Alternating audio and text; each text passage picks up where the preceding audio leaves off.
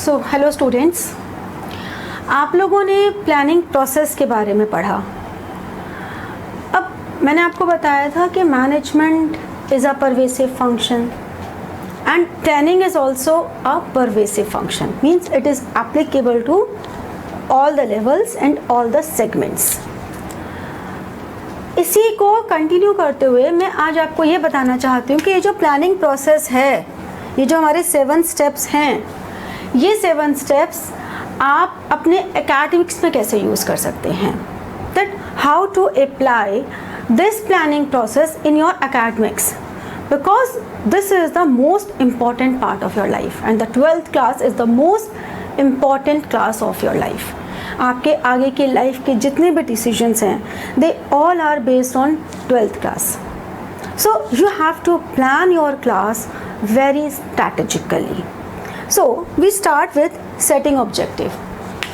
Objective तो सबने set कर लिए होंगे और I think सभी के जो objectives हैं वो 100% स्कोर ही होता है। ऑब्जेक्टिव तो कभी भी कोई कम नहीं डिसाइड करता, करना भी नहीं चाहिए। हमें 100% पे ही कॉन्सेंट्रेट करना चाहिए, ठीक है, ताकि हम अपना बेस्ट कर सकें। एंड ये तो हो गए मार्क्स के ऑब्जेक्टिव। कुछ अपने लाइफ के भी ऑब्जेक्टिव डिसाइड किए या नहीं किए अभी तक? हमें क्या करना है 12th के बाद, उसके लिए भी तो थोड़ी सी प्लानिंग करनी पड़ेगी अभी से। So your first step to set your objectives. अपनी लाइफ के ऑब्जेक्टिव को सेट करो दोनों तरह से। एक ऑब्जेक्टिव वो सेट करो जो आपको अभी 12th के रिजल्ट के लिए चाहिए, और एक ऑब्जेक्टिव वो सेट करो जो आप अपनी लाइफ में चाहते हो। वट यू वॉन्ट टू सी, आप अपनी लाइफ में खुद को आज से 10 साल बाद कहाँ देखना चाहते हो, वहाँ डिसाइड करो। वो डिसाइड करो, वो आपका प्लानिंग प्रोसेस का पहला स्टेप होगा, ऑब्जेक्टिव डिसाइड करना। Then developing premises. आपने जो ऑब्जेक्टिव सेट किए हैं उसमें क्या क्या एजम्पशंस हैं, क्या एजम्पशंस आप लेके चल रहे हो, वो डिसाइड करो। And only you can do this because you know you better. Fine, so you can take help of your friends, of your seniors, your parents, your teachers, everybody, but the decision should be based on these premises which you fixed up for achieving this objective.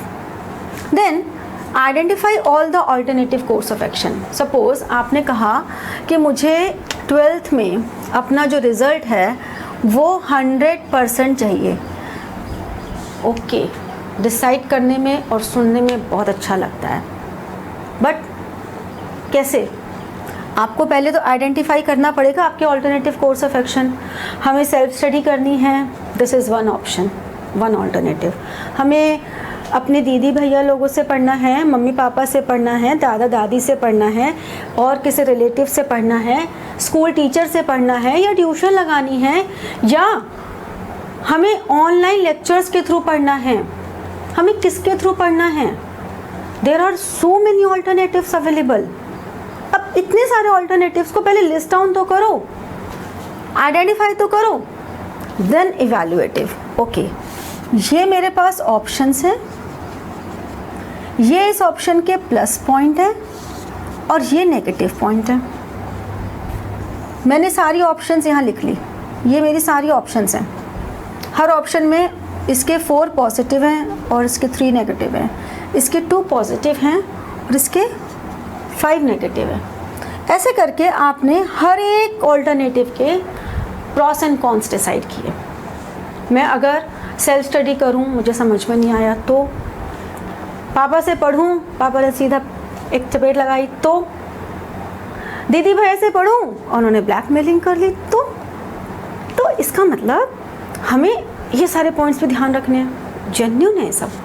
Plus हमें कितना time की screening करनी है, जो कि आज के time को देखते हुए बहुत ज़्यादा हो रही है, and this is the need of this hour जितना हम आप लोगों को पहले ये ज्ञान देते थे कि बेटा स्क्रीनिंग मत करो, बेटा स्क्रीनिंग मत करो, आज हम उतना ही टीचर्स होने के बावजूद बार बार कह रहे हैं स्क्रीनिंग करो, ऑनलाइन पढ़ने आ जाओ, सो मत, सुबह उठ के पढ़ लो। हम पहले कहते थे सुबह उठते ही फ़ोन मत छुओ, अब हम कहते हैं सुबह उठते ही क्लास में आ जाओ। टाइम चेंजेस, डायनामिक, हम तो हैं ही सब डायनामिक ना। तो अब हम सिलेक्ट करेंगे अपना बेस्ट ऑल्टरनेटिव कि भाई हमारे 5 सब्जेक्ट हैं, ये 5 सब्जेक्ट में ये तो मैं खुद कर लूँगा एक सब्जेक्ट, ये सब्जेक्ट जो है ना मुझे किसी टीचर की ज़रूरत पड़ेगी जो मुझे बिठा के कान पकड़ के प्रैक्टिस करवा दे। ये सब्जेक्ट चलो मैं दीदी को खुश कर देते हूँ, दीदी से ही कर लेंगे। तो इस तरह से हमें अपने उन ऑल्टरनेटिव्स में से सिलेक्ट करना है एक ऑल्टरनेटिव और अपने प्लान को इम्प्लीमेंट करने का टाइम आ गया। मतलब now you have to organise your resources, you have to staff. आपके लिए स्टाफिंग क्या है?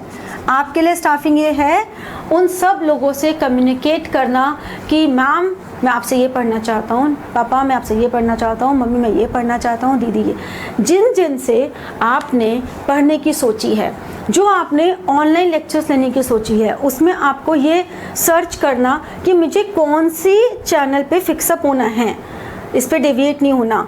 बिकॉज ऑल द टाइम अगर आप सर्चिंग मोड में ही रहोगे, हर टॉपिक को करने 10 मिनट का टॉपिक है उसको सर्च करने में लगा दिया 30 minute, cost of planning, limitation of planning आ गई ना बीच में कि आपको जितना आउटकम नहीं मिल रहा उससे ज़्यादा आपने कॉस्ट लगा दी।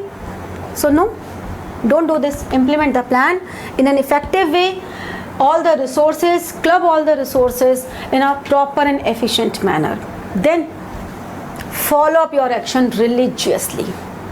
आप जो भी कर रहे हो उसको फॉलो बेटा रिलीजियसली करना होगा।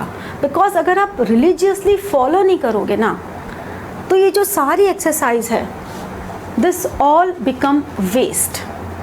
तो प्लीज़ जो भी प्लान करो उस प्लान को रिलीजियसली फॉलो करो, डेडिकेशन के साथ करो, ये टाइम दोबारा नहीं आएगा। समझ रहे हो आप? ये टाइम दोबारा लौट के नहीं आएगा। जो करना है अभी करना है, आज करना है, इसी पल से करना है।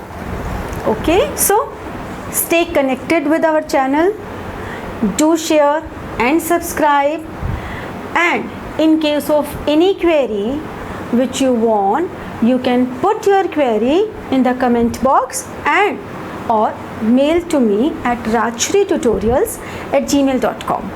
Okay, we will getting back to you with other subjects also. Like अभी तक हमने बिजनेस स्टडीज़ की वीडियोस आप लोगों को दी है, इसके अभी हम लोग अकाउंटेंसी की, इकोनॉमिक्स की, ये सब वीडियोस भी देंगे। So be in touch. Thank you so much and all the best to all of you.